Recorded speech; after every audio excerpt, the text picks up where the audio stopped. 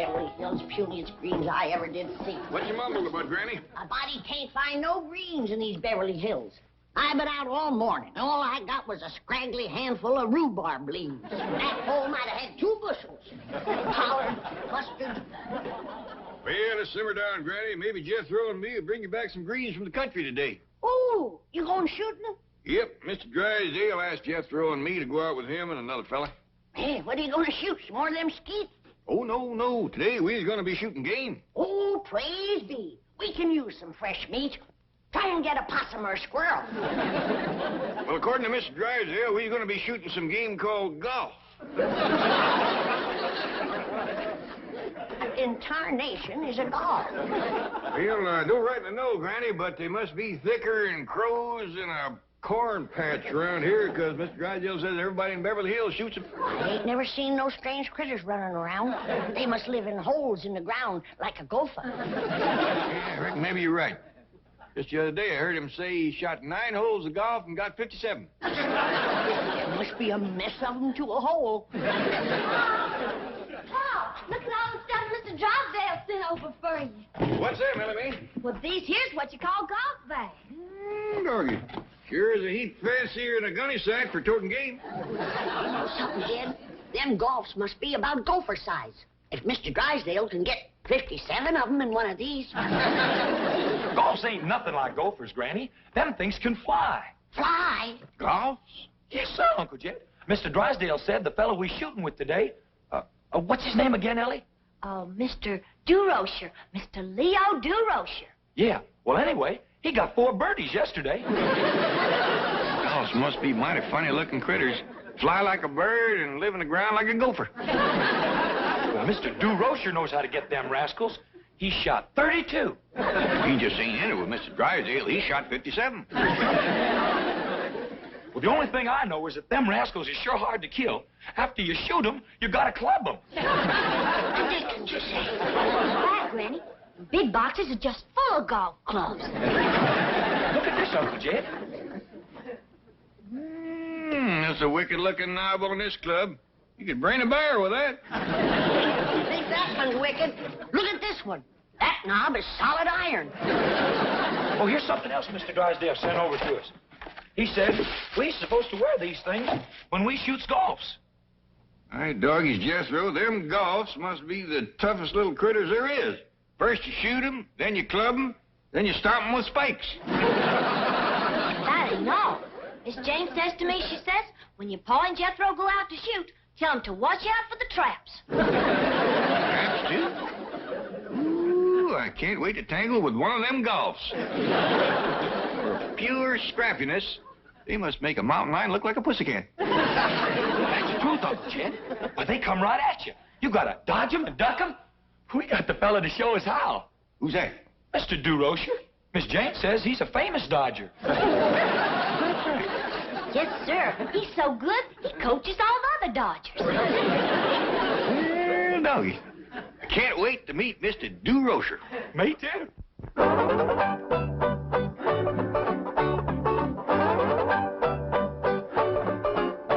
Hi now, boys. Little life out there. Come on, Maury. Move around out there. Come on, go get those balls. Come on, get the ball over the plate. Now, what kind of pitching is that? Give him some good balls ahead at him. This is batting practice. Come on, let's go. Have a little life. I want to talk to you, kid. Let me ask you something. Why don't you sign with the Dodgers, the happy team, where winning friends is a lot more important than winning ball games? Yeah, you sure won a lot of friends in San Francisco last season. Got a great sense of humor, you have. Also a great pitching arm. Well, what do you say? You ready to sign with us? Sure. Great. As soon as you top the $50,000 bonus offer the Giants made me. 50. Are you still considering the Giants? Why not? Why not? You can't pitch in Candlestick Park. That wind will blow you right off the mound. Don't worry, that $50,000 will hold me down. You like money, huh? Love it. You like golf? Not as much as money. Sign with us, and you can have both. You know who I'm playing golf with today? Who? Bank president and a millionaire. So what does that do for me? What does it do for you? The millionaire, if you sign with us and the millionaire is a Dodger fan, he may set you up in business. What's his name? There are so many Dodger fans that are millionaires, I can't keep track of all of them. I just as soon talk on the golf courses here. Attaboy. And you'll like playing with this bank president. They tell me that he bets big and plays lousy. We call him Drysdale the Pigeon. Don Drysdale's a bank president? No, not Don. But being a Dodger pitcher is like being a bank president. What do you mean? Both named Drysdale, right? Right? Oh, come on, kids. Sure wish Mr. Drysdale would hurry and pick us up. These clubs is getting awful heavy. You know something, Jethro? We can tote them clubs in these bags. You said them bags was for toting golfs. Until we get the golfs, we can tote the clubs in them. Golly, Uncle Jed, that's a good idea. Come on.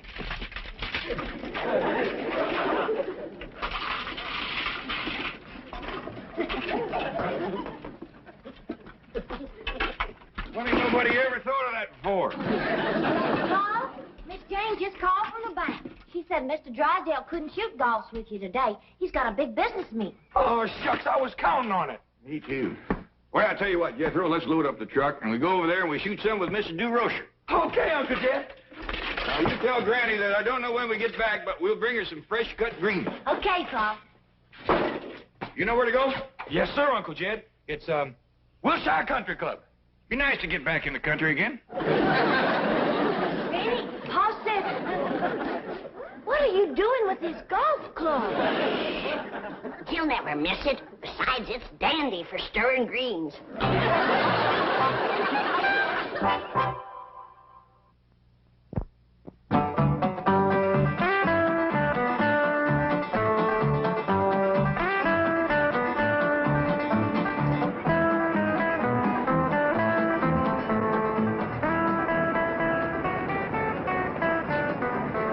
DeRocher, can I park it for you? No, I'll take care of it, Bill. What spot?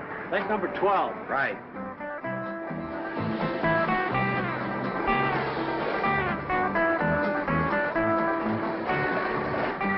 Howdy there. Is this the place where they shoot the golf? Yes, you fellas gardeners? Oh, Uncle Jed is. He's the best there is. Well, Jethro's right-handed, too. You here to take care of the greens? Matter of fact, we did promise to cut some greens, yeah. Park it around in the back and ask for the greenskeeper. Thank you very kindly. Yes, sir. Thank you.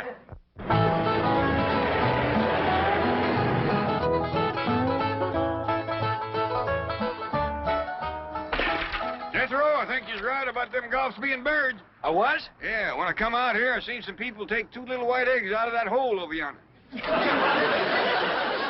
Well, I hope we get us some. I think I got this golf shooting figured out, too.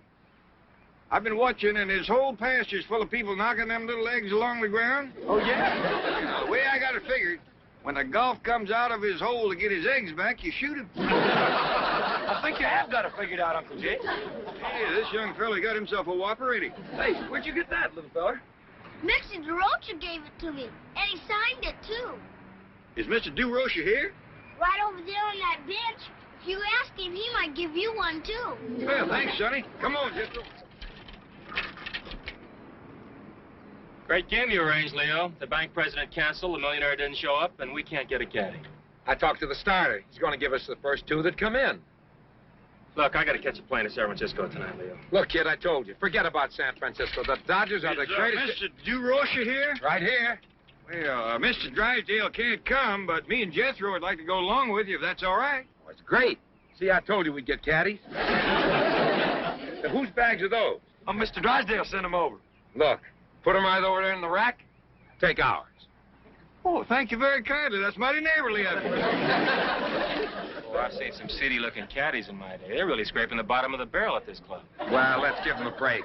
You know, Walshy, I think these fellas could use a few bucks. All right, I'm game. Reckon we ought to take our guns, Uncle Jed? They seem to want us to use their stuff. Reckon we ought to oblige them. Whop it, mister. Look, fellas, no talking while he's swinging.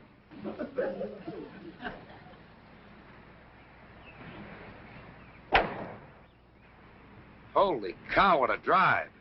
I just love it. Uncle Jed, you reckon it's all right to talk now? I reckon so. That other fella ain't swinging.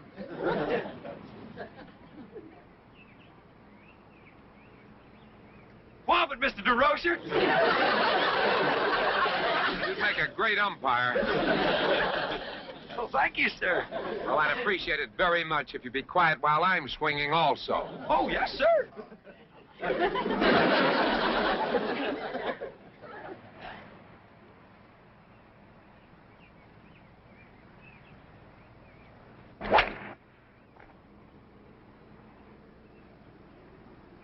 Beautiful shot, Leo. Just luck. Let's take a card and lose those guys. Okay, I'm with you.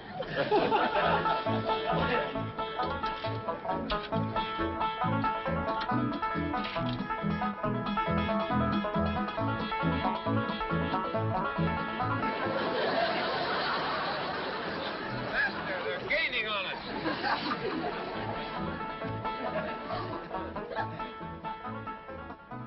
Boy, if I sink this, I'll birdie the first hole. A 40-footer? No chance. No chance. You just watch me, kid. I got the magic touch. I'm doggies, we thought we'd lost you. Yeah, so did we. You fixing to whomp it again? Yeah, I'm fixing to whomp it again. Say, you fellas ever caddy before? No, I don't reckon so. Have you ever been on a golf course before? No, sir, but we sure is anxious to learn about it. You want to learn? Come on with me then, fella. Come on. Say, mister, could you tell me where I might find some greens? Well, what do you think you're standing on? Right here? Yeah. My doggies, somebody done cut them so close to the ground there ain't nothing left. Any greens to eat? Yeah, I promised Granny I'd bring her home something to cook tonight. Say, old timer up. How long's it been since you had a decent meal? I'd say about a week. That's when we had the last of the salted down possibility.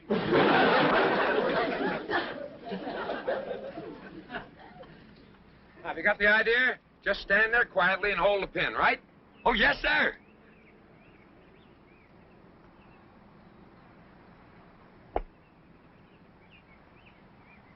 Saved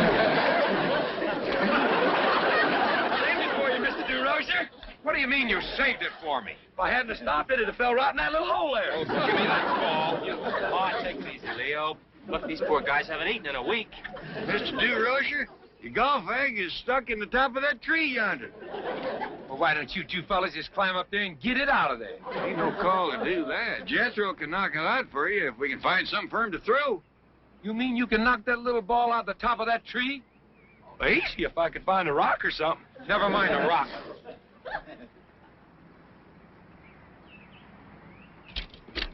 Here, use this. Hey, Uncle Jed, it's another one of them big eggs. Hey, would you hit that golf ball up in that tree?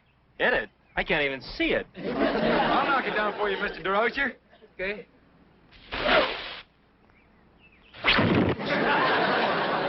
Where'd you learn to throw like that? Hunting squirrels. Jethro can knock a squirrel out of a tree clean across his pasture.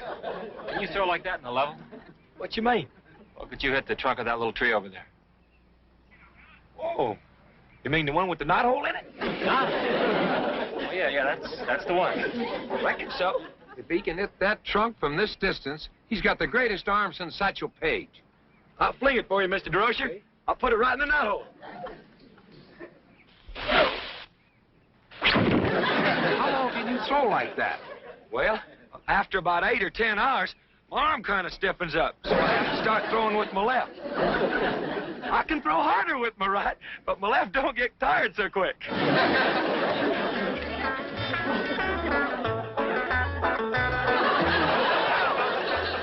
Leo!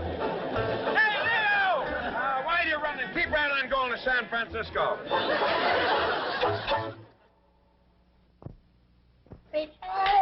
Dixie, hooray, hooray. Here you are, Granny. Oh, that's a good girl. Granny, Ellie Mae, wait till you hear the news. Get my greens? No, but... Get some golf? No, but... Well, I got some of their eggs, Granny. Look at here. Kind of hard. Shells is, but maybe they soft inside. Too hard to crack. I'll have to boil them. Now, Granny, you come on over here and listen to the news. You too, Ellie Mae. Well, what is it, Pa? This boy here is going to be a baseball thrower. What's a baseball thrower? That's a feller that throws a baseball. What's a baseball? This here is a baseball.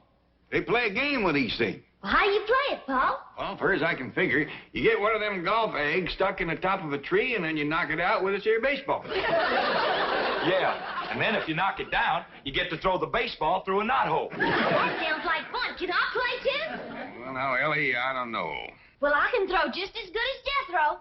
Yeah, you can. She can't neither. Can too! Now, listen. Now, wait a minute.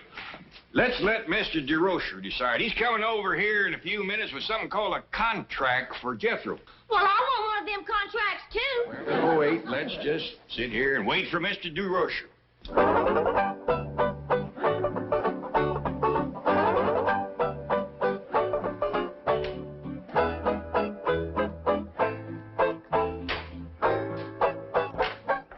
Stop worrying, Buzzy. It'll be okay. What do you mean, stop worrying? If this kid Walt signs with the Giants, O'Malley will kill us. Relax. This Jethro is a one-man pitching staff.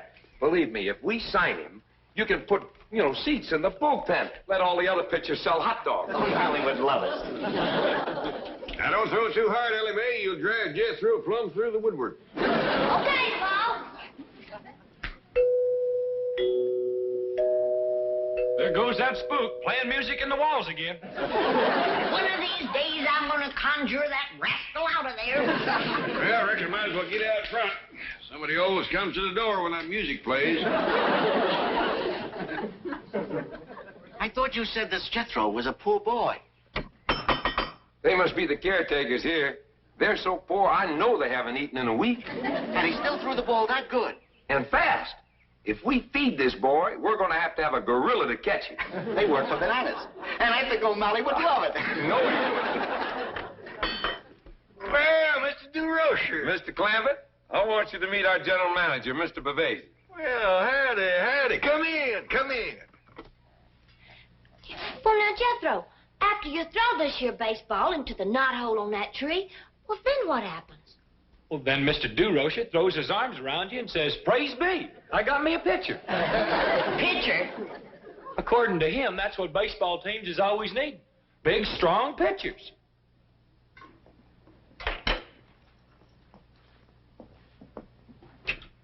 Well, if he don't mind one that's chipped to mice. How that kind, Granny? In baseball, a pitcher is a fella that throws that there ball. Well, what do you throw it at, Jethro? You throw it at a plate. Bust the plate? No, Ellie. This kind of plate is made out of wood or something, and it sets in the ground. Well, you wouldn't get me to eat off of it. You don't eat off of it, Granny. A feller stands beside it holding a bat. Bat? Sounds like a game you play in a cave. How do you hold the bat? There's only one way, Ellie. You have to catch that varmint by the end of his wings and spread eagle him so he can't bite you. No, Granny. Have you ever been bat bit? Lamb, but... Now, don't tell me about bat biting, boy. I was bat bit before you was born. These bats don't bite, Granny. They's made out of wood. Wood bats? Yes, ma'am. And you don't play baseball in a cave, neither. You play it on a diamond. A diamond? Yes, ma'am. Who told you all this, boy? Mr. DeRocher? And you swallowed it. Well, Granny, he's a coach. He might be a coach, but if you ask me, he's got a few horses missing. Going out to the cement pond, everybody. Mr. DeRocher's there. You got a fella with him named Bavasi.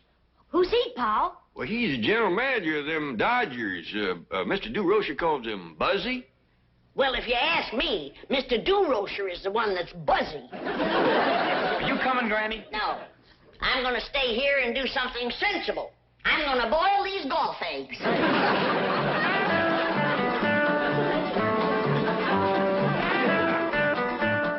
To say this entire estate belongs to you? Sure does. It's bigger than Dodger Stadium. Jethro, show Mr. Bavasi how you can throw a baseball. Oh, just a minute, Leo. These people are pretty prosperous. Let's find out how much money he's going to want. Money? Shucks no, Mr. Bavasi. I don't want no money. I just throw it for the fun of it. O'Malley will love you. Look, Jethro, get back over there about 60 feet. Right this side of that wall there, and throw the ball. Well, there ain't no knotholes around here. Just pretend that this is a knothole right here, and throw it right in this pocket. Okay, Mr. DeRocher. You're going to hurt your hand, Mr. DeRocher? Not with this mitt on.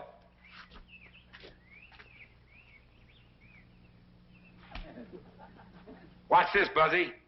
Okay, Jethro. Right in the all-knot hole. Let's show him the kind of stuff you got. Looks like he carries his own rosin bag.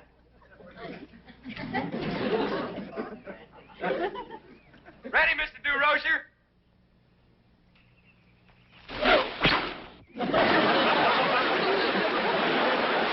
Mr. DeRocher. Mr. Rocher, You all right? I'm sorry, Mr. Bavasi. I held back, but I reckon not enough. Jethro, coaches we got. Pitches we need.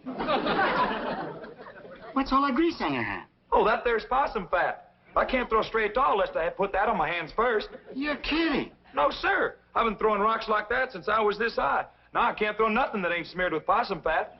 Did I hear that right? You sure did. He can't throw anything that isn't smeared with possum fat. Look, Buzzy, maybe we can get the commissioner to legalize the possum ball.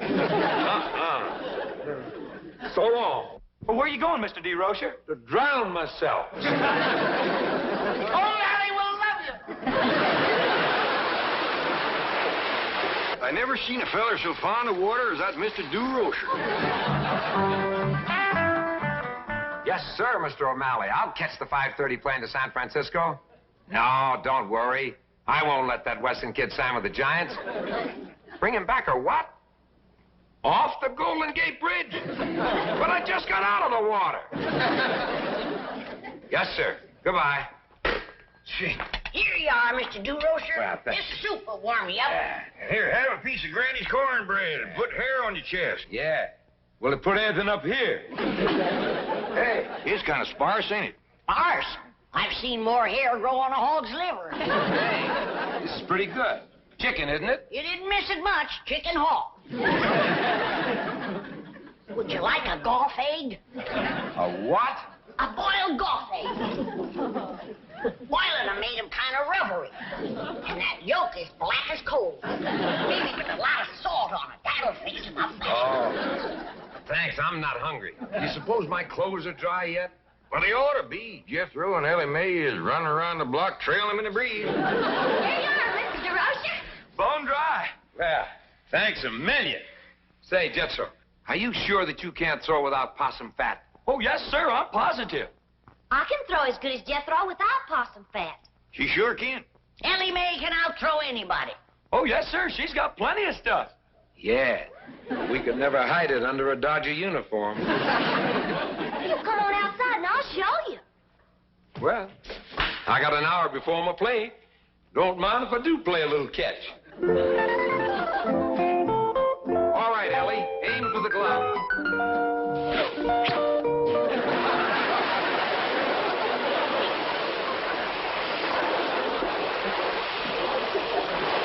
Here we go again. That man spends more time in the water than a bullfrog.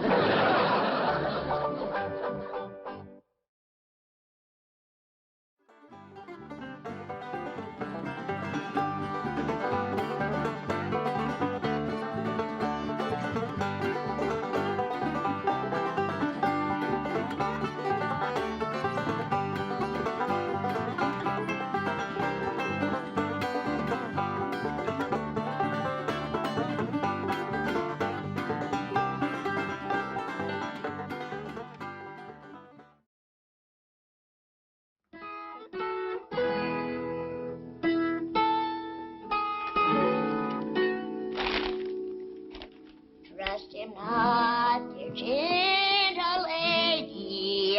Through his voice be low and sweet. Listen to the gypsy's warning. Gentle lady, trust him not. Gentle lady, trust him not. A gentle lady, trust him not. Excuse me, Granny. I'm going to the store. Is there anything you need? I'll check my supplies whilst you string these beans. That's women's work. What'd you say? I said stringing beans is women's work. It's anybody's work. I tells them to do it. Well, I ain't gonna do it. Jethro, that's the first time you've ever talked back to Granny, and it's the last. Now you go out and cut me a hickory switch and meet me in the woodshed. We ain't got no hickory tree. No woodshed neither. That's the truth, ain't it? Yeah. Hey, now what'd you want to go and do that for?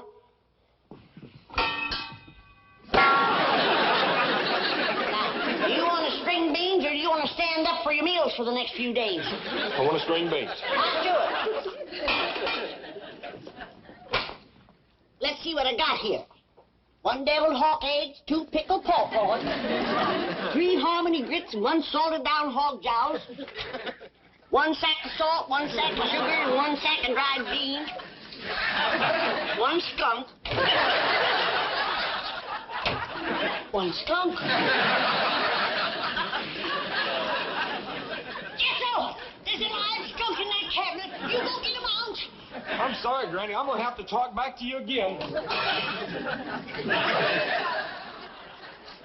Here, Charlie. Ellie Mae, is Charlie a critter about this size with a white streak down his back? Here, Granny, you see me? He's in that cabinet over there. Now you go over there and get him out. Come on, Charlie. He likes to crawl in dark places and snooze. Ellie Mae, I never said nothing when you drug home 14 dogs, 3 cats, a rooster, and a duck, and a baby lion, and a brace of goats. My dingies, I ain't gonna hold still for skunks. Granny, you're scaring him. What do you suppose he done to me? I've looked at many a sack of beans, but it's the first one that ever looked back at me. Sorry, Granny, but I got him to help old Duke. How's he gonna do that?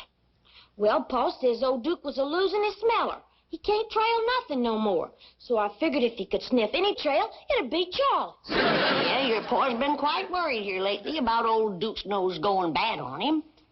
Smell that, Duke. Nice, big, fat rabbit. Come on, trail it. Trail it. Come on. Well, I think I know what you're gonna like. Big, sassy fox. Get him, boy. Come on. Come on, get him. Get him. Come on, boy. Get him. Come on, he's hiding in a hollow log here. Snip him out, boy. Snip him out. Come on, snip him out. This'll get action. A raccoon is your favorite. Come on, get him, boy. Now, come on, get him, boy. Train him. Train him. Get him, boy. Get that old raccoon. Come on. Come on. He's kicking dirt in your face. You ain't gonna stand for that, are you? Sure is a pitiful thing, Duke. Have a nose that big and not have it working. Pa? Pa, is old Duke any better? Really, honey? There's a dog used to be able to trail a butterfly through a swamp after a rain. Now he couldn't smell cabbage cooking. I got something here I'll bet you can smell. He won't do nothing, Pa. He likes me. Yeah, but how's he feel about me? Charlie, this here's my Pa. Now, you be nice to him. And this here is old Duke. You let him get a good whip, and then he's gonna trail you. Now, Charlie, it's all in fun. No hard feelings. Maybe he caught you cold, Pa, and got his nose stopped up. Either that or he just don't give a hoot. He looks worried. Well, maybe all hounds look worried. I have noticed him looking over at the Drysdale place every now and then, kind of whimpering. Bet you he misses Cotton Patch. Who? The white poodle Mrs. Drysdale brought over from France to marry up with her poodle. Oh, yeah. She's in the hospital. Been there a couple of weeks or so. I reckon that's why Duke's a pining. Duke, you just have to get her off your mind. She belongs to somebody else. Oh, Duke, don't cry. Jed!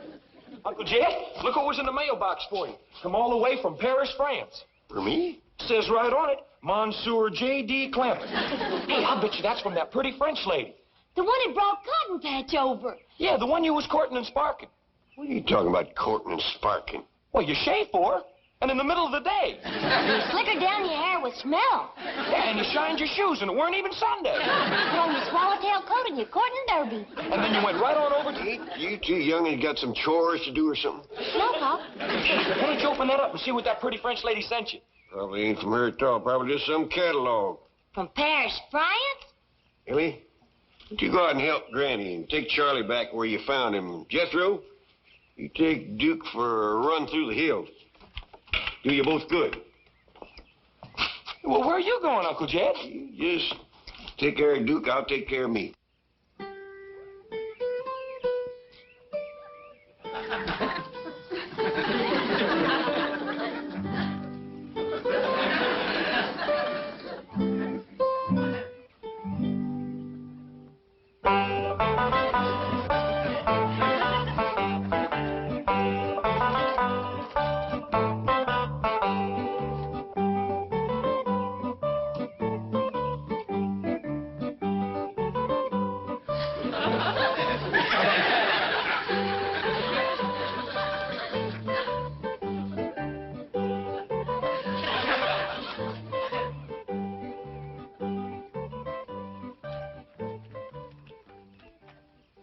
Come on, Duke. Uncle Jed wants me to take you for a run.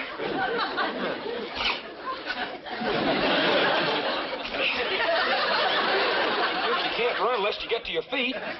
But come on, Duke. Try to get both ends up at once. Jethro, run me over to Mr. Drydale's bank. Okay, Uncle Jed.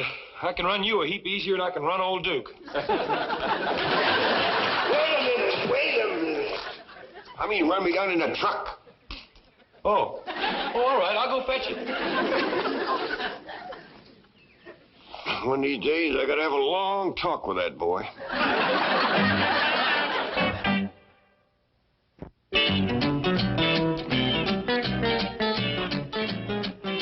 Oh, Chief, you told me to warn you if your wife came in. She's here? The doorman just called. Oh, well, tell her I've gone to Las Vegas to get some money. Melvin! Margaret. Claude has something to tell you. Oh, well, write me a letter, Claude. I'm very busy right now. What day is it? Black Wednesday? It's homecoming day for your grandchildren. My what?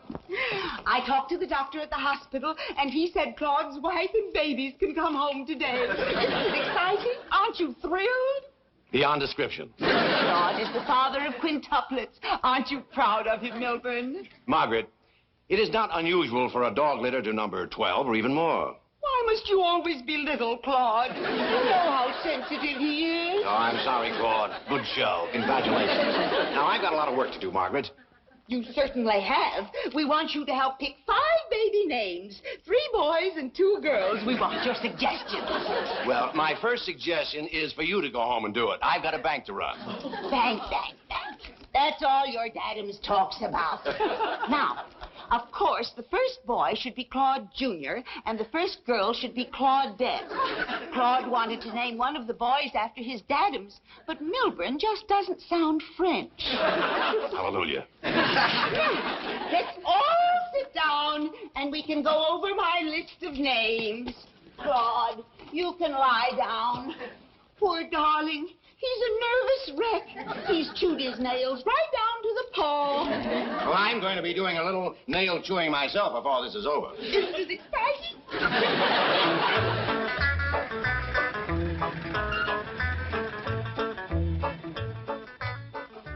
Oh, Mr. Clampett, how nice to see you. I'll tell Mr. Drysdale you're here. Oh, no, please. It's you I come to see. I? Yes, ma'am. You see, this come for me in the mail. I think it's wrote in French. Would you, Translate? Oh, I'd be happy to. Sit down.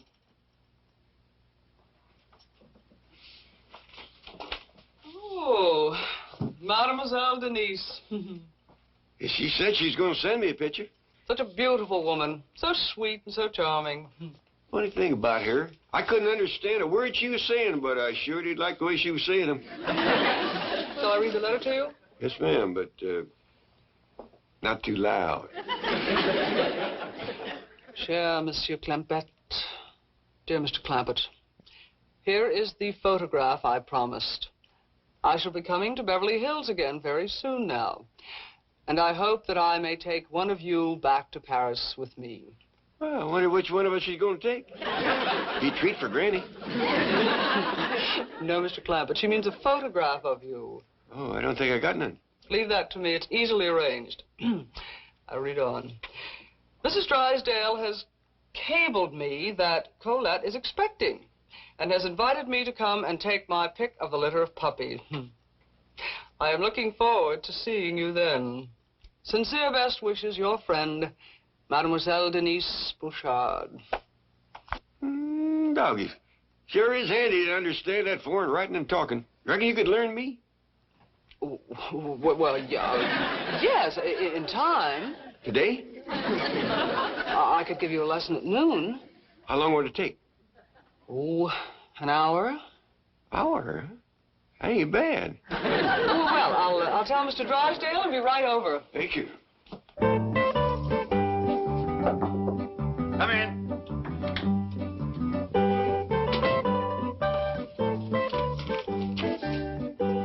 Sure is going to be nice talking Fern with you.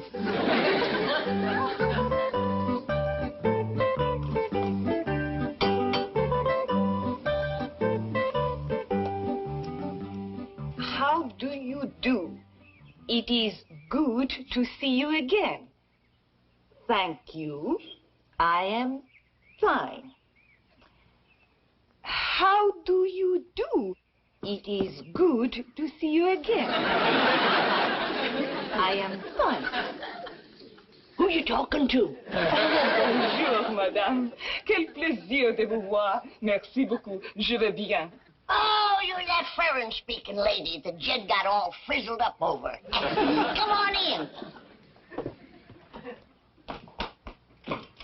Yeah, sure nice to see you again. Ah oui. How do you do? It is... Just fine, thanks. How are you? How do you do? It is... Just fine, thank you. How are you? How do you do? I don't know whether you don't hear me or you don't believe me. Oh, howdy, ma'am. Nice to see you again. How are you? How do you do? Oh, just as frisky as a flea on a fat dog. Thank you. Don't do no good to tell her. She'll only ask you again. How do you do? It, See what I mean? She's kind of rattled. Better take her out to the kitchen and give her some coffee. Ah, coffee. Bon. Well, I reckon she could scare you up a bone. Wouldn't you rather have a donut? How do you do? Get that coffee, quick.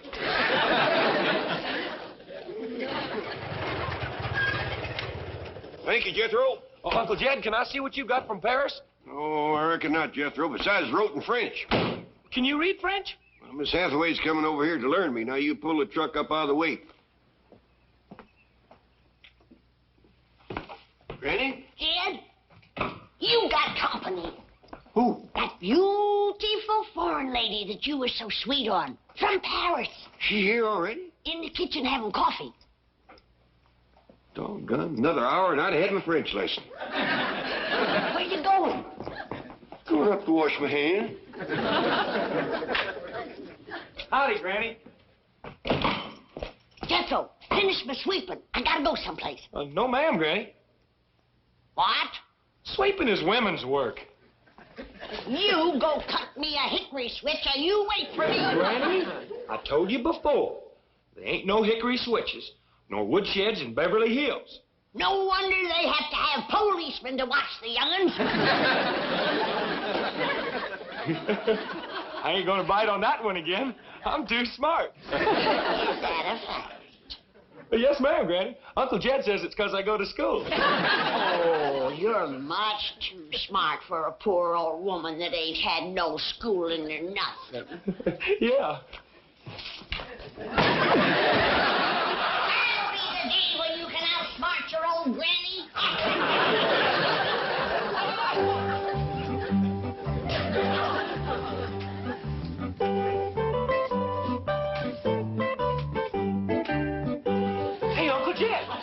Changed again in the middle of the day. Hey, young maid, Granny, come on in, see Uncle Jed. Your brain was as big as your your mouth, you'd be teaching school instead of going to it. Paul, you done slithered your hair down again.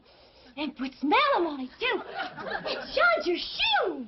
You better be quieting down, Ellie, or you're going to get a mouthful of hat. You Clampetts. Oh, howdy there, Miss Denise. You look as pretty as a bag full of striped candy. Je suis si content de vous revoir. Je pensais constamment à vous à Paris. Je souhaite que vous ayez reçu de mes nouvelles avec ma photographie. J'attendrai avec plaisir et impatience d'avoir votre photo signée de votre main et que je garderai toujours près de moi. Just my luck. Another hour and I'd have been able to understand every word she said.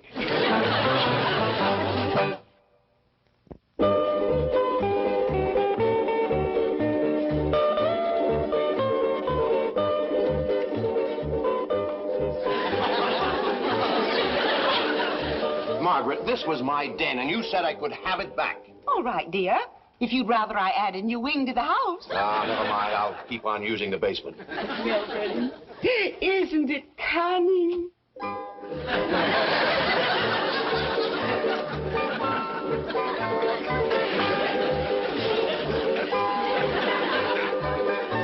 Where are the puppies?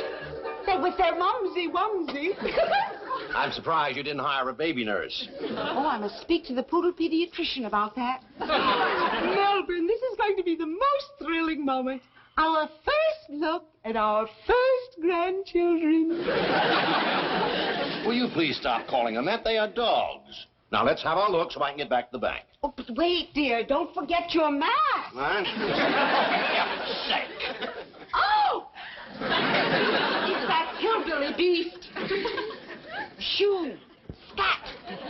You mongrel!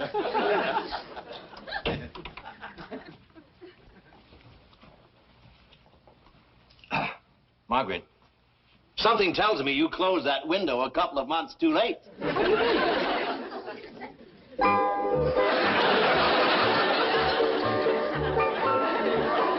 Oh, Milton, how are we going to break this to Claude? He's already in analysis.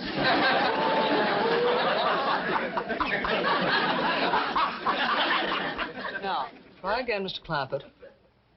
Bonjour, mon ami. Once more. Bonjour, mon ami. Good. Now, what does that mean? Open the window? No, that is... Ouvrez la fenêtre. The pen of my aunt. No, that is... La plume de ma tante. Bonjour, mon ami is... Good day, my friend. Oh, that's right. How long have we been at this French lesson? Oh, about 55 minutes. And you say it takes an hour? That's right. Well, them last 5 minutes must be doozies. Now let's take... Je t'aime. Je t'aime. Good. Now, what does that mean? Oh, let's see now. The pencil box? Mr. Clampett, I love you. Well, thank you, ma'am, but since we only got 5 minutes left, maybe we better stick to business. I think that will be enough for today. Where is Mademoiselle Denise? Oh, Ellie Mae took her down to the cement pond to meet her critter. Bonjour, mon ami. Excellent, excellent. Oh, howdy, you furry little barman. Well, if that's French, we've been talking it for years. I'd rather imagine she learned that from listening to Ellie Mae. Dad! Miss Drysdale's here, and she's squawking like a 2-pound chicken laying a 3-pound egg. There you are, Mademoiselle Denise. You may take this wanton hussy back to the streets of Paris, where she belongs. What, Mrs. Drysdale? Milburn, show them why.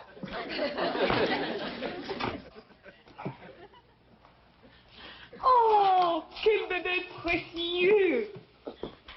Monsieur Duc, je pensais que vous êtes le papa.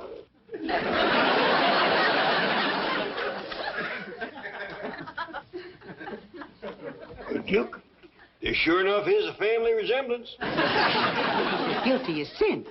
Claude will be over later to demand satisfaction and to wreak vengeance on this mongrel. If that means he's going to tangle with Duke here, I wouldn't recommend it. I've seen this old hound dog hold his own with a bobcat. And as we're calling him a mongrel, the bloodhound happens to have much more ancient lineage than the French poodle. Milburn, are you going to tolerate this insult? Why not? I'm not a French poodle. Miss Drysdale, does all this talking mean we can keep these here puppies? And this shameless canine coquette. Come, Milburn. It's time for Claude's tranquilizer. Well,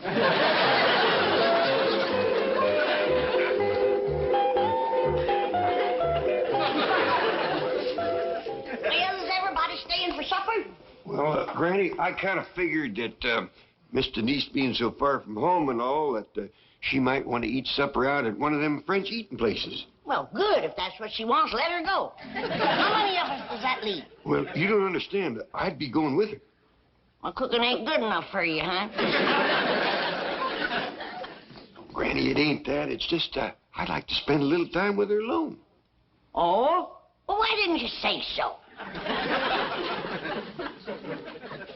Miss Hathaway, would you please ask Miss Denise if she'd allow me to take her out for victuals? Certainly. Monsieur Clampett, voudrez-vous inviter à dîner? Enchanté, monsieur. Je serai charmé et honoré. Something tells me that meant yes.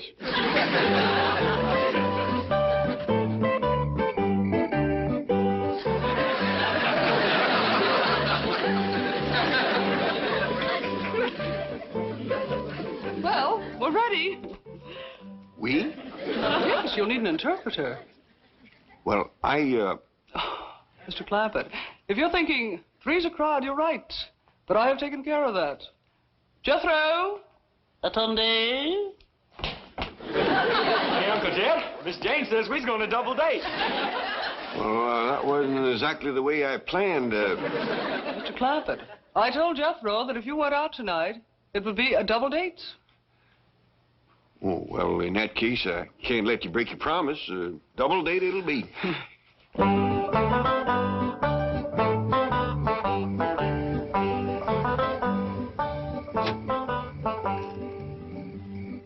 Well, ma'am, we didn't talk much, but I can't remember when I've had a better time. How'd you like it? Well, Dougie. How about you two in the back seat? You enjoy the double date?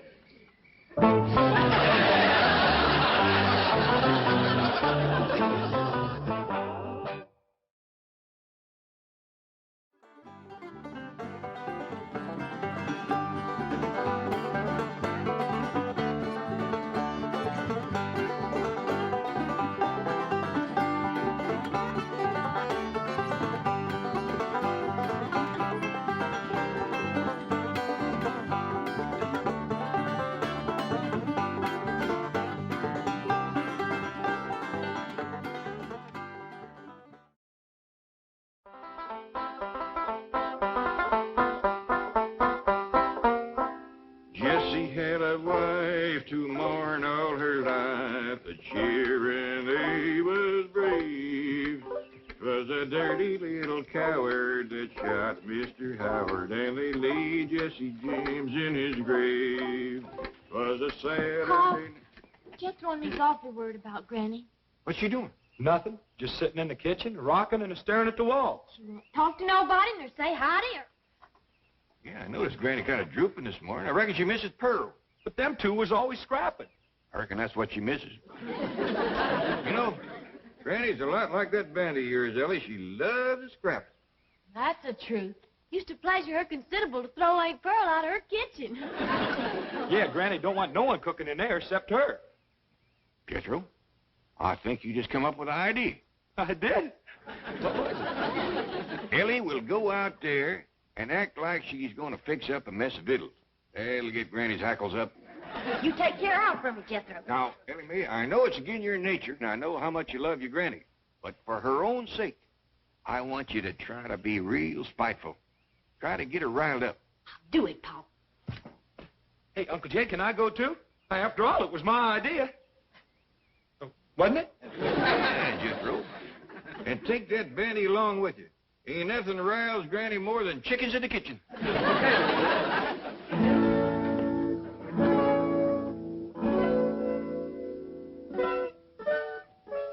Why, I'm gonna cook up a mess of victuals.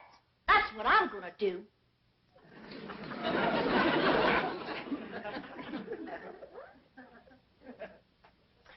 I'm gonna get out every pot and pan in this here kitchen, and I'm gonna whop up the doggonest meal anybody ever tasted.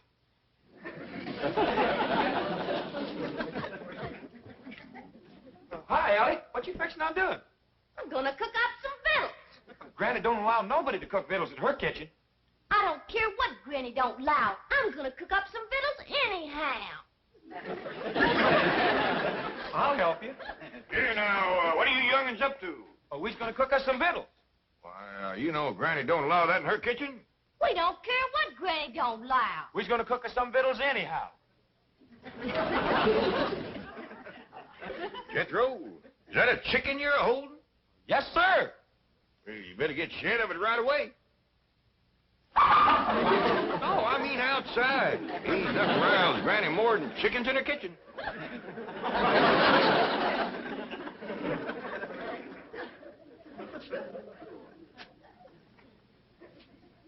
This is worse than I thought. Don't nothing rile her up. We gotta try harder. Ellie Mae, what you figuring on cooking? Grits. Grits? Why, your Granny just cooked a mess of grits last night.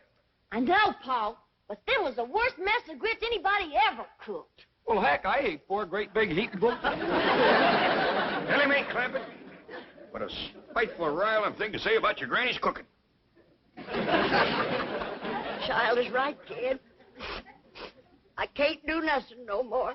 I ain't worth the powder to blow me up with. Granny, I didn't mean it. Paul made me say it. It was the best grits ever. They sure was, Granny. Like I was going to tell you. I ate 4 great big bowls. But Uncle Jed, he wouldn't let me tell you. And he made me throw that chicken on you, too. I don't blame Jed for wanting to get rid of me. I'm just a useless old woman. I ain't good for nothing or nobody. My time has come. Now, Granny, hold on there. No, Jed. Just do me one favor. Send me back home. I don't want to die in this foreign country. Now, hush that kind of talk. Paul, you ain't gonna let Granny... Don't try to shield me from him, young'uns. Just make it quick and merciful, Jed. Poleaxe me. Well, I sure made a mess of that. Come on, maybe we can think of something if we go outside and put our 2 chicken brains together. Oh, come on, Uncle Jed.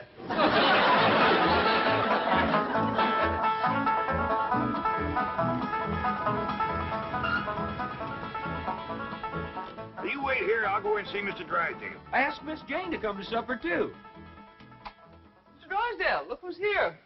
I don't want to be no bother. Well, it's always a pleasure to see you, Mr. Clampett. Sit down, sit down. Thank you. So now, what can I do for you? Well, I got a little problem. Your problems are my problems. What's troubling my favorite depositor? Well, who? You, Mr. Clampett, you. Oh, well, you see, it's Granny. That poor little old woman is feeling lower than a fat frog in a dry well. Well, now, we must do something to cheer her up. Indeed, we must. You see, back home, we just have a bunch of neighbors in and have us a do. Ain't nothing pleasures Granny more than doing for folks. Doing?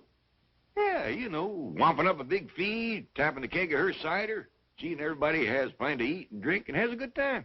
Well, can't Granny do that here? Well, you folks is about the only ones we know.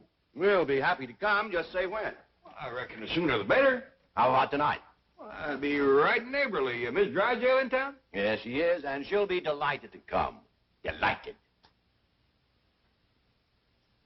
I would rather face the firing squad. Honey bun, please. I cannot picture myself with my fine old Boston background sitting down to dine with those prehistoric hillbillies. Milburn, I have told you repeatedly, I will not mingle socially with the Clampetts. And I have told you repeatedly that their money is the pillar of this bank. Money isn't everything. Only if you have plenty, which you will not unless you go to Granny's dinner because I will cut off your allowance. You wouldn't. Riley. You brute.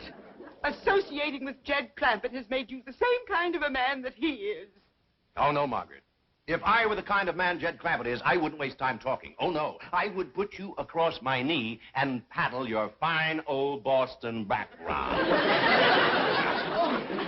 Chief, Mrs. Drysdale, this is indeed a red-letter day. Guess who has just landed on the roof? Well, it's a little early for Santa Claus. No, indeed. It's our distinguished chairman of the board, Mr. Martin Van Ranselhorst. What? Well, I thought he was on the World Cruise. No, he's anchored his yacht off Balboa and helicoptered in to see you. Mr. Van Ranselhorst. Marty Milburn, call me Marty. You know Mrs. Drysdale. Oh, yes, of course. Congratulations. Congratulations for what? Well, I think you should be the first to know I'm elevating your husband to the board of directors. Board of directors? Now you start. Yes, well, he deserves it. Any man that can land the Clampett account is my kind of banker. And I want the two of you to celebrate with me having dinner on my yacht. Well, thank you. We'd be delighted. I have a new French chef that's a genius. Every meal is an adventure. Sounds marvelous. But, darling, have you forgotten that we're dining with the Clampetts this evening? Oh, well, don't worry about that. I'll call it off. Oh, no, we won't. There's one man I want to meet, J.D. Clampett. Business genius. Financial wizard, shrewd, calculating, incisive. Mr. Clampett? Who told you Mr. Clampett was that kind of a man? You did. I did? Yes, right after you landed the account. Oh, then, yes. Well, he's still the same kind of man, isn't he? Of course, certainly. He's crude. What was that? Shrewd. Thank you, Margaret. That's just the word I was looking for. Come on, dear. I'm sure you want to rush out and buy yourself a new wardrobe to celebrate your husband's promotion. I'm doubling your allowance. Now you see what trouble mingling with the lower classes can bring. What do you intend to do? Just what any decent, sensible man would do who has lied his way into trouble. I'm going to lie my way out. Oh, Mr. Van Ranselhoff. Marty. Oh, yes, Marty. Well, the Clampetts won't be able to have dinner with us on your yacht. Oh, why not? Well, it was foolish of me to forget this, but they're rather susceptible to seasickness, sort of a family characteristic. Well, that's ridiculous. They won't get seasick on my yacht. Compared to mine, the Vanderbilts have a rowboat. The whole dining saloon is as solid as this building. Just being near the ocean upsets them. Yeah, what a shame. I was going to fly the entire Lido de Paris show down from Las Vegas. Entire company, a little entertainment during dinner. What's a meal without some atmosphere, huh? Just one of those things. Now, I'll tell you what you do. Jane, charter me a jet, see? We'll fly everywhere to Hawaii, have a little luau, everywhere, moon or mama. The hula, you do the hula? It'll be a ball. I'm sorry, they're also subject to air sickness. You just can't have an ordinary dinner for a sophisticated man of the world like J.D. Clampett. Sophisticated man of the world? That's what Milburn says. Bon vivant, international financier. Those were your exact words. They were? Oh, they were, yeah. I'll tell you what, I haven't done this in years. Jane, get charter a train, see, and I'll get the galley crew and the chef. We'll have an orchestra in the club car. Dinner on the train and dessert to San Francisco. Should be $1 million less. Last time I did this was between Paris and San Moritz. Had everybody dressed as Swiss yodel. Oh! St. Bernard dogs running kegs of brandy under the neck. Bow, wow, wow. I tell you, the Duke and Duchess, it really was embarrassing. What's the matter? They get train sick, too. Well, how do these people travel? In space capsules? Just don't stand there. Come up with an idea. I'm racking my brain, believe me.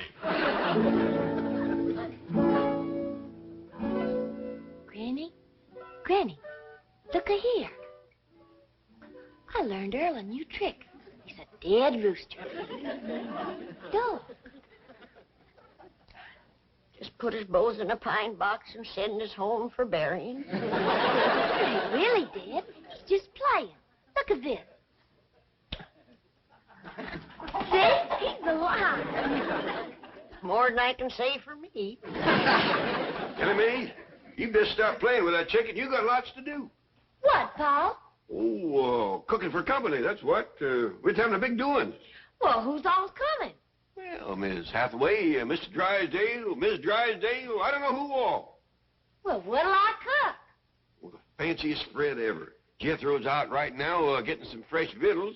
I reckon you can start heating the water for the owl soup, and I'll go down the cellar and fetch up some salted possum. Hold on, everybody.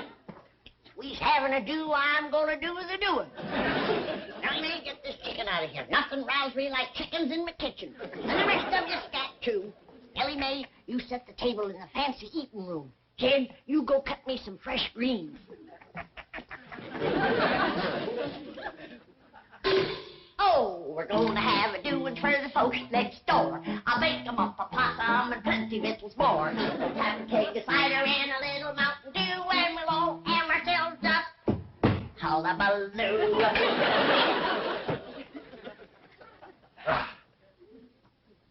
Look, there's a place out here called the Coliseum, isn't there? Yes, it's a stadium. Oh, good, good. We'll hire it for the night. Tell you what, we'll have a Roman bacchanal, see?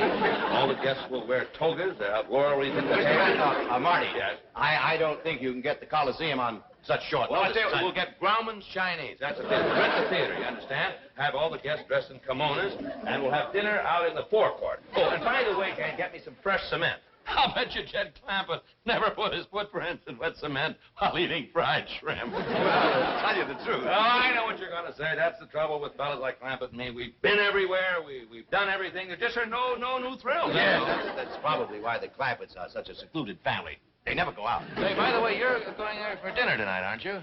Well, yes, but... Jane, call them and ask if I could impose on their hospitality. I just got to meet the Clampetts. No, don't call. Well, why not? Well...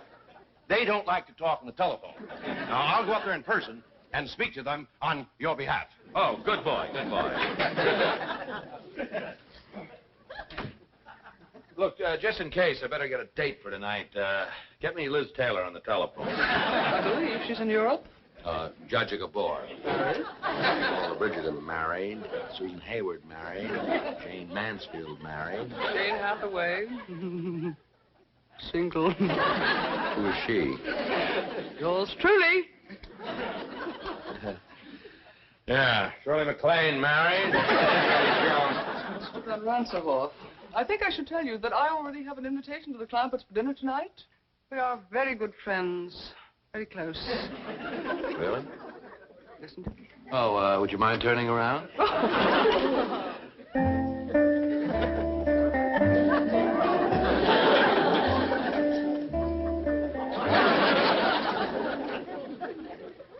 Debbie Reynolds is married. Van Ranshoff, I think you should also know that the Clampetts do not, as they say, cotton to strangers. Miss Hathaway, let me say that, you have a date for this evening. Jolly good. But, a word of caution.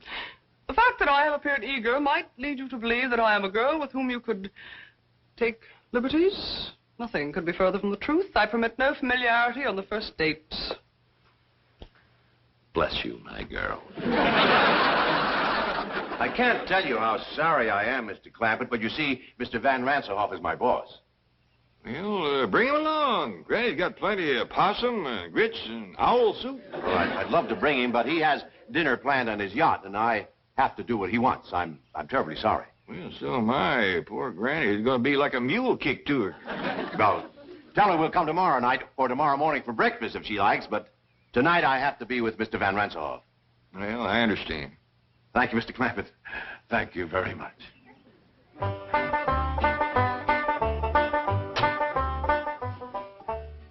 Better not bring these in to Granny just yet. When she hears the news, she's liable to commence flinging them.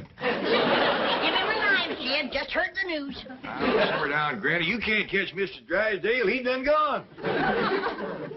What do I want to catch him for? Coming back here tonight with Miss Jane and Mr. Ranshoff. Is Mr. Ranshoff coming here? Sure he is. Miss Jane just called to see if he got the invite. I said, shucks, he don't need no invite. Just bring him along. Hey, doggy. If Mr. Ranshoff is coming, then they's all coming, because he's the boss. Oh, we're going to have a doing for the folks next door. Jane and Mr. Ranshoff in that base floor. Take a cider and a little Mountain Dew, and we'll all have ourselves a hullabaloo.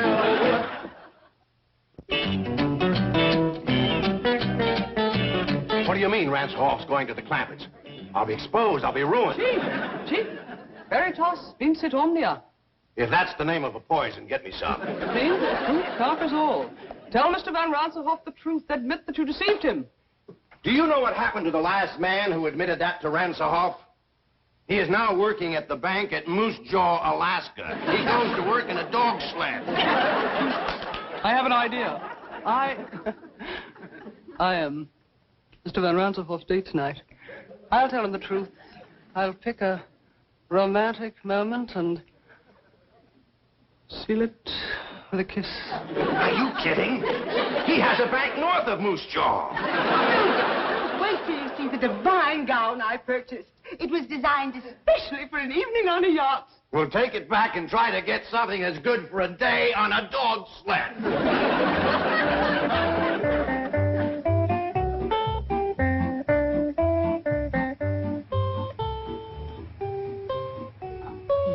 Say, what a place, huh? A veritable palace. I hope this isn't one of those dull, stuffy, formal parties, you know. Last week I went to one in Buckingham Palace with the liveried servants and the protocol. Not a laugh all evening. Well, I doubt very much it will be formal. On the contrary, Oh, don't tell me. I love surprises. Elsa Maxwell gave me a surprise party last month at the Waldorf Astoria. Converted the main ballroom into Sahara Desert. Sand dunes and camels, real camels. Everybody came as chic. She came as a belly dancer, and I was Lawrence of Arabia.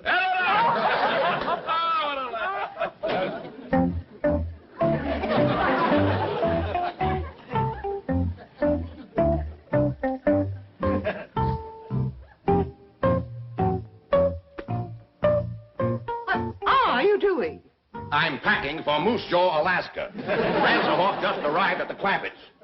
Surely you're exaggerating the situation. Margaret, one look at those hillbillies and I'm an Eskimo. Lady Clampett, may I present Mr. Martin von Ranshoff? How do you do? Hey, they just call me Jed, and this here's Granny. Pleasure to know. How do you do?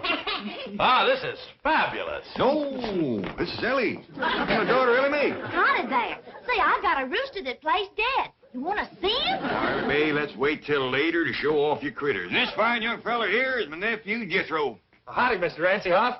He's my cousin Pearl's boy. We're right proud of Jethro. He's going to graduate from the 5th grade this year. Congratulations, young man. Well, thank you. Well, let's all go sit in the parlor while Granny pulls the bung on a keg of cider.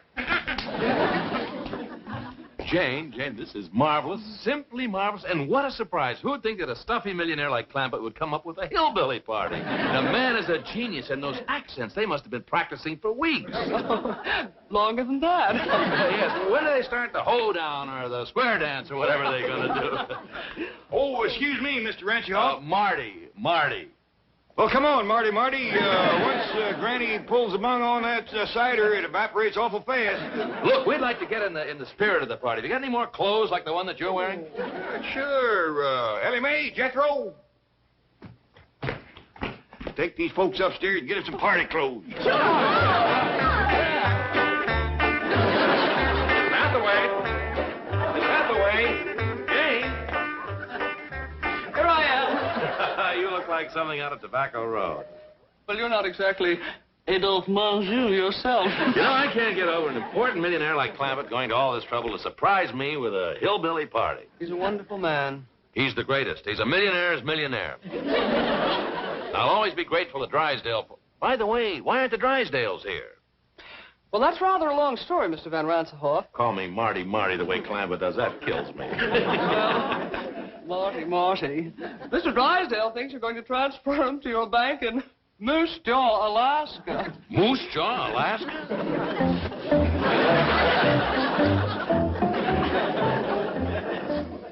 Milton, what are you doing? I'm trying to figure out if I can convert these into snowshoes. I've had enough of this ridiculous nonsense. Are we going to dinner or not? No, that depends. Mr. Van Ranshoff spoke so highly of his French chef. I'm simply dying for a Chateaubriand. How would you feel about a nice big dish of flaming blubber? I hear square dance music. What does that mean? It probably means that Ranshoff has left. He's on his way over here, and we're on our way to Moose Jaw.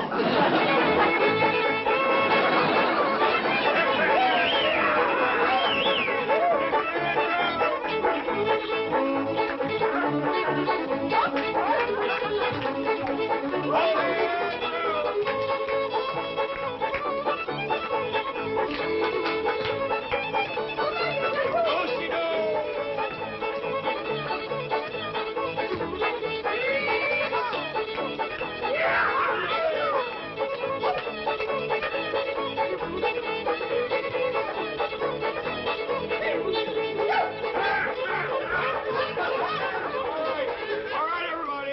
says we can't wait no longer for the Drysdales. Her owl soup and chicken fried hawk is getting cold. This way to the fancy eating room. Owl soup and chicken fried hawk. What a sense of humor. Drysdale missing the party of the year. A do-see-do.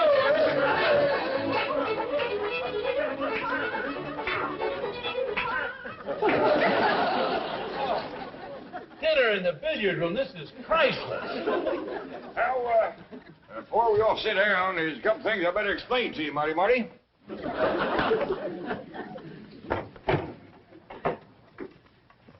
Now, these sticks with the notches in them is the pot passers. And these pointy ones here is the meat stabbers. It's just dandy for stabbing stuffed crow.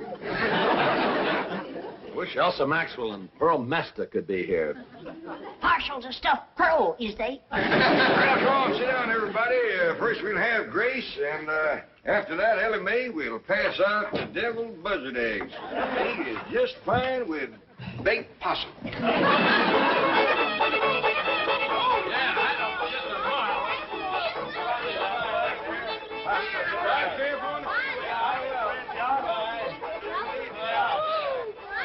I tell you, fabulous. Is that fabulous? I tell you, I've been to parties all over the world, but this is the cleverest, the most original, and what food? Imagine calling roast pheasant or just stuffed crow with gopher gravy. I noticed that you didn't eat much. Oh, the excitement of the evening. Yes, I must say, I don't blame you. I can hardly wait to get back from that around-the-world cruise to see what kind of party they're going to plan for me next. Oh, Marty. Granny says you seem so fond of her deviled buzzard eggs, she wanted you to have these to take home with you. Well, thank her for me. You bet I will. Good night. Good night. Is that beautiful? Still in character.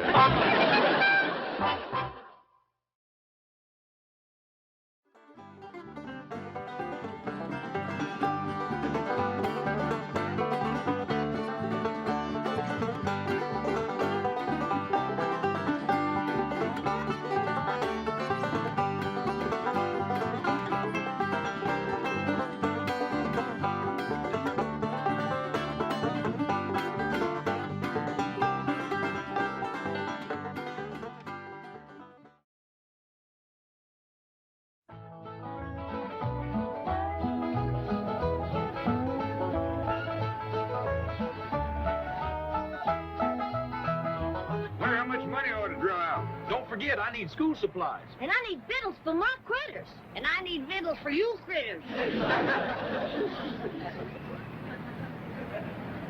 I reckon might as well draw out enough money to last us a month or two. Reckon $10 will do it. I never could sleep a wink with all that money in the house.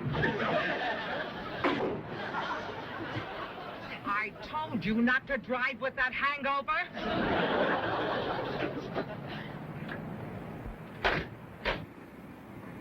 Anybody hurt? I don't think so. Well, no harm done, huh, kid? Well, not to your car, but you kind of bent our bumper. I reckon I can straighten it out, though.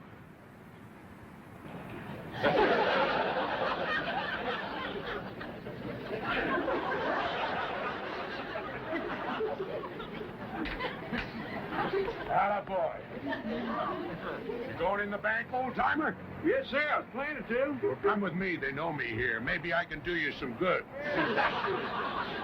I hope you'll forgive my stupid husband. Had a bad day yesterday with the nags, and he got stoned last night.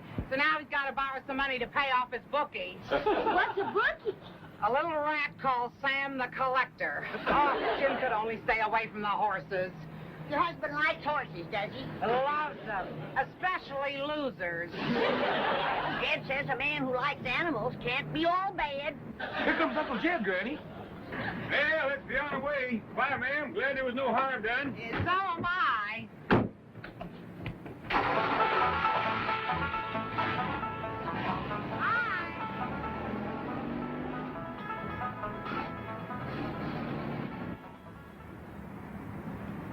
What happened to you? Fall down in there? Shut up and act hurt. That old geezer's worth $35 million. What? Fate. We'll sue him for a bundle.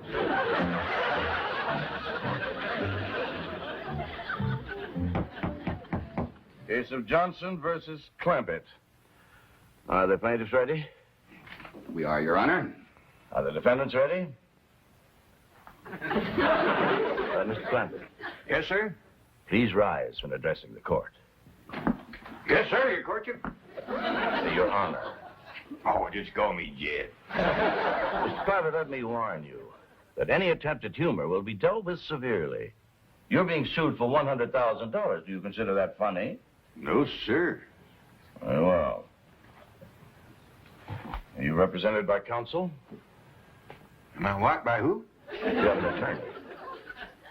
A lawyer. Oh, no, sir. I see. You're appearing in pro per. You any objections? No, Your Honor. Well, hearing no objection, I'll permit your defense. Well, thank you, sir. For the plaintiffs will make his opening statement. Thank you, Your Honor.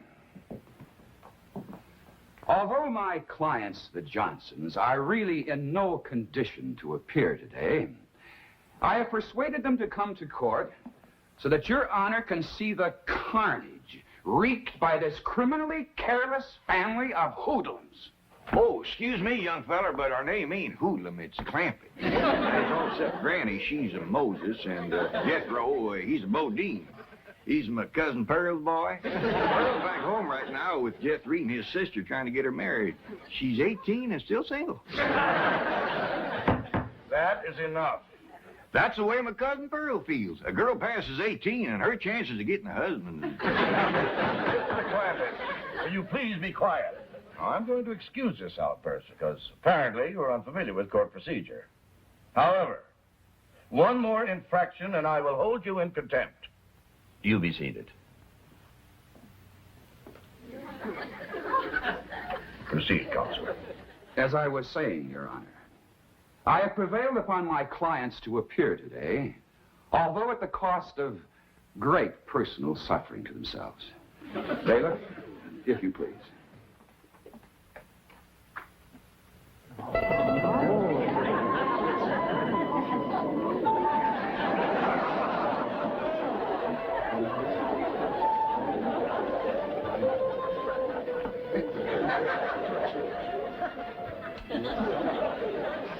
Is them the people that run into us?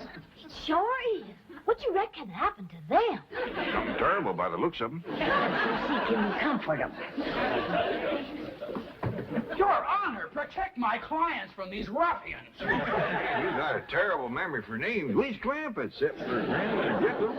Mr. Clampett, I declare you in contempt of this court. And I'm going to give you a fine of $100. Well, thank you, but I didn't do nothing to earn no $100. The fine of $100 is suspended. Now, please, take your seats.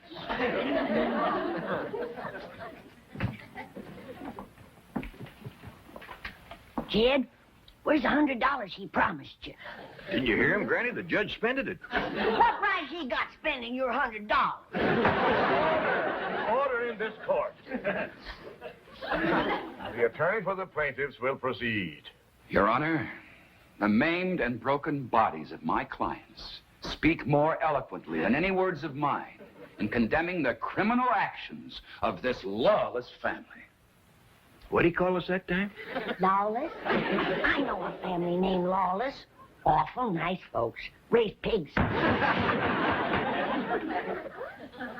You will prove, Your Honor, that on the day and date set forth in the complaint, said defendants did willfully and maliciously crash into the plaintiff's car, inflicting upon the bodies of the plaintiffs numerous and grievous injuries, for which we ask the court to award damages in the amount of $100,000 to said plaintiffs. He can't even remember the Johnsons. He keeps calling them the plaintiffs. You know, two ways about it. When it comes to recollecting names, that young feller's pitiful. I want you to tell the court in your own words exactly what happened.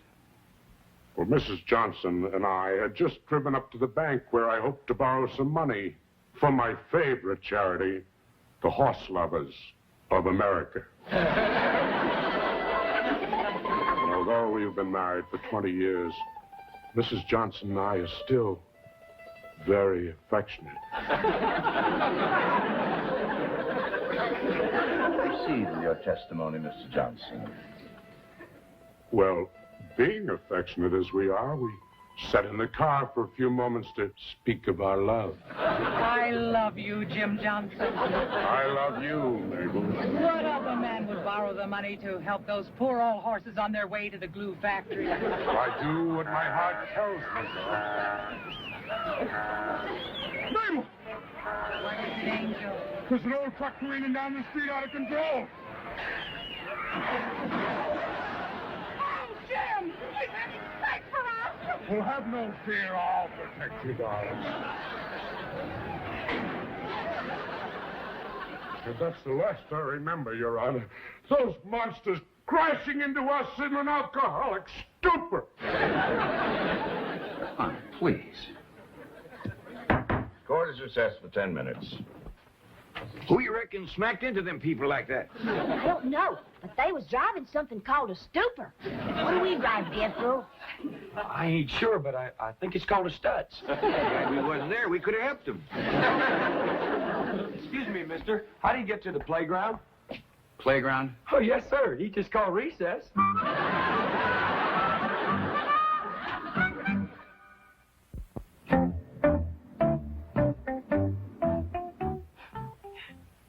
For my poor Jim's sake, I was glad he was unconscious so that he didn't have to see the worst part. Would you describe what you mean by the worst part? Well, you see, the impact threw my husband out of the car. There he lay on the street, broken and bruised. My precious darling. Did those insensitive beasts care? No. They actually seemed happy about it. Let's back up and hit him again. That one about knocked him 5 feet in the air. Why don't you learn how to stay out of people's way? You girls, look what you've done to my husband. I'll bring him around. If this don't bring him around, he's dead.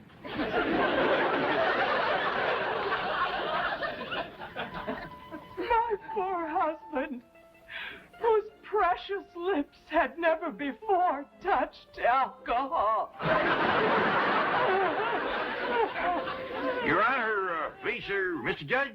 Yes, Mr. Clampett? Do you wish to question Mrs. Johnson? Oh, no, sir. That poor woman's been through trouble enough. I just want to say that me and my family here is right good at tracking and trailing and hunting. And we'd be right pleasured if you'd let us go out and hunt down them rascals that was so mean to the Johnsons. Mr. Clampett, do you expect the court to take those remarks seriously? Well, I reckon I did brag a little too strong on us, but if we can't catch him, we got a hound dog named Old Duke. He can follow our trail a month old. That's right, again. Why, you just give old Duke the scent, he can't get after it. Is it possible that you people don't realize that you are the accused? What do you mean? You are the folks who caused these injuries to the Johnsons. Us? Who says so? They do. That's a dad-blame lie. We wasn't even fighting. Bailiff, restrain these people. What do you mean? Which way? No, you want to die. You want to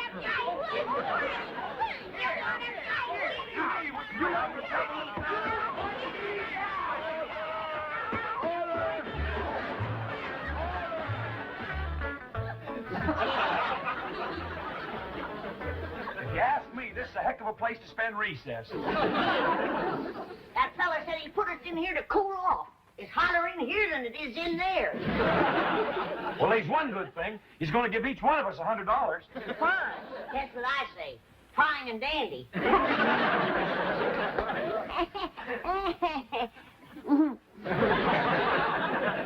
Jed, you look like you're counting hairs on a hog's back. What you studying on? I'm studying on this whole situation, Granny. Why would the Johnsons haul off and say we'd done something that we didn't? Well, maybe they's fibbing to get the money. Maybe they's text. I agree with Ellie. Way I got it figured, that accident they had knocked their memories loose. I could have. The way they's bandaged up, they must have took some awful hard knocks. Granny, supposing you make some poultices for the Johnsons, then that'll draw the hurt out of their heads and they'll be able to remember what smashed into them. I'll do it, kid. And I'll whop up a great big dose of retchweed tonic. There ain't nothing like retchweed to get you thinking straight. All right, folks. Judge adjourned court till after lunch. And then he wants you all back in that courtroom on your very best behavior. He said he'd suspend your $100 fines. There he goes, spending our money again.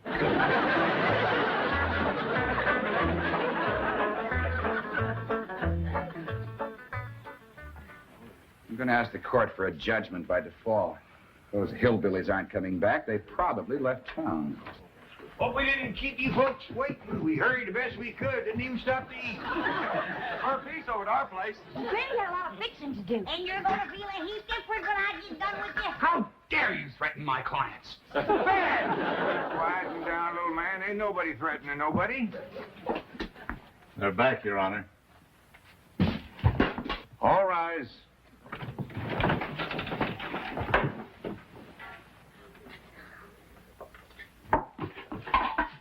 You can uncover the bridge, but keep the lid on the baked pasta. Well, how about the chitlins? They're just as good cold. Smells good, don't it, Judge? We'd be right pleasure to have you join us. Everybody, we got plenty. Thank you. That is very nice of you. Oh, that's all. You realize how long you've kept this court waiting? Yeah, I'm sorry about that, Judge, but we done the best we could. Granny was working like a whirlwind, baking possum, cooking grits, making tonic, and fixing poultices. I am not interested in what Granny has been doing. I wouldn't rile her up if I was you, Judge. Not on an empty stomach. Granny gets right ornery when she ain't eat all day. I am also not interested in her dietary idiosyncrasies. Bev, remove that food from this courtroom. Hold on. We's hungry. That's your own fault for being late. I wouldn't say too much about being late if I was you. This is the second time today you've come in here in your nightgown.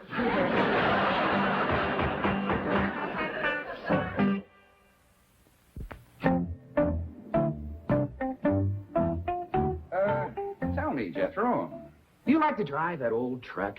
Oh, yes, sir. Do you like to drive fast? Oh, yes, sir, but I'm Just always... answer the question yes or no, and tell the truth. How do you like to drive fast? Yes, sir. Were you driving fast the day you crashed into the Johnsons' car? Oh, no, sir. Well, were you driving slowly when you crashed into their car? No, sir. That's all, thank you. But Now, step down, please. Next witness. Granny, I understand that you make very good moonshine whiskey. I call it my rheumatism medicine. I see. But it is quite potent, quite strong.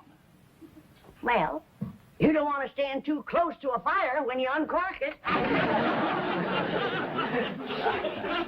Yes, well, now then, Granny, do you sometimes carry a jug of this rheumatism medicine around with you? Take it on trips, say?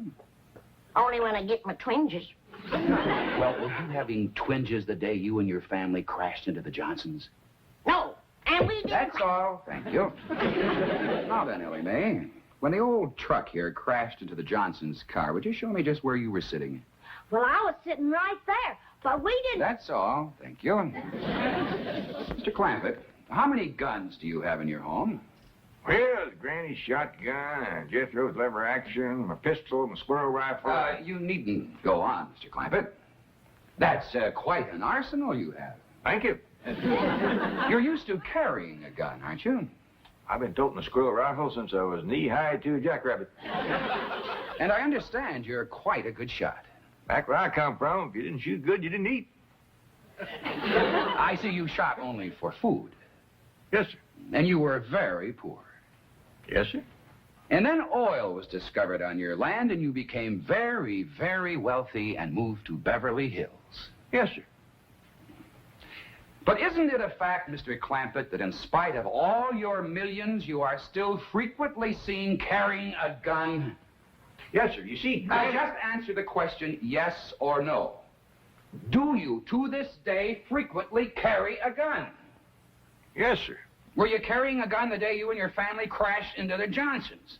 No, sir, and we didn't. That's all. Thank you. Step down. No, sir. What do you mean, no, sir? I ain't all, and I ain't stepping down. Not until I've said a few things. Your Honor, I object. Now, Counselor, I have been very lenient with your conduct of this case, just as I have been very lenient with the conduct of the defendants. However, since Mr. Clampett here is the defendant and will bear the financial burden if judgment is against him, the court wishes to hear anything that is relevant and pertinent to this case. Yes, Your Honor. Now, Mr. Clampett, let us hear what you have to say. Well, thank you. Well, to begin with, there ain't nobody told the real story about what happened the day the Johnsons backed into us. I object, Your Honor. There has not been one shred of evidence or testimony supporting the allegation that my clients backed into the defendants. That is very true, Counselor. Perhaps now we might have it. In the meantime, you be seated. Yes, Your Honor. Now, you may proceed, Mr. Clampett, realizing, of course, that you're still under oath to tell the truth. Well, Your Honor, I learned how to tell the truth so long ago, I reckon it's become a habit. And what with making a promise on the good book, I'm going to be extra careful. Proceed. Well, me and my family drove down to the bank.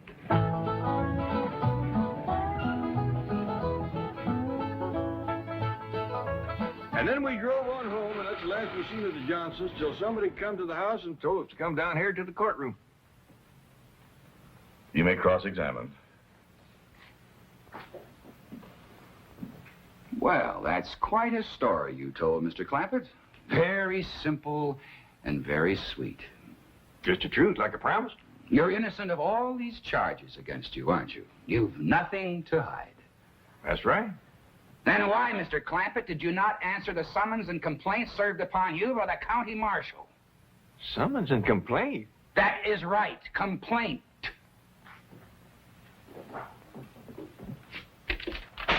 This is a complaint, Mr. Clampett. In fact, it's a copy of the one delivered into your hands. Is that a complaint? It is. Why didn't you answer it? Would you mind reading that first line there? The people of the state of California send greetings to J.D. Clampett. That just didn't seem like no complaint to us. And as for Aunt, well, Jethro says there's pretty near 18 million people in California. We just couldn't hardly see how we could get around to greeting them all back. Any further questions? Not right now, Your Honor. Court will recess for 30 minutes, after which we'll hear final argument.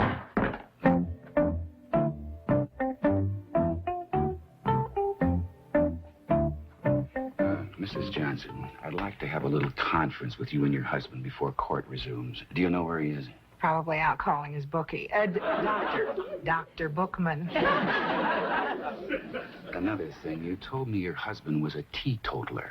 After lunch today, I thought I smelled liquor on his breath. That's his medicine for pain. Mrs. Johnson, are you sure that you and your husband are telling me the complete truth about this case?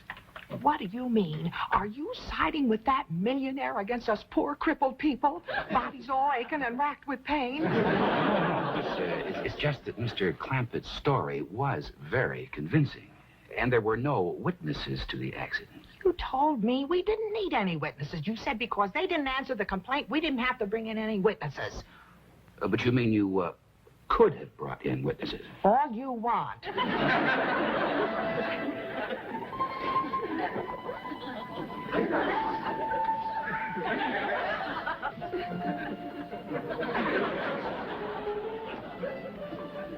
All rise.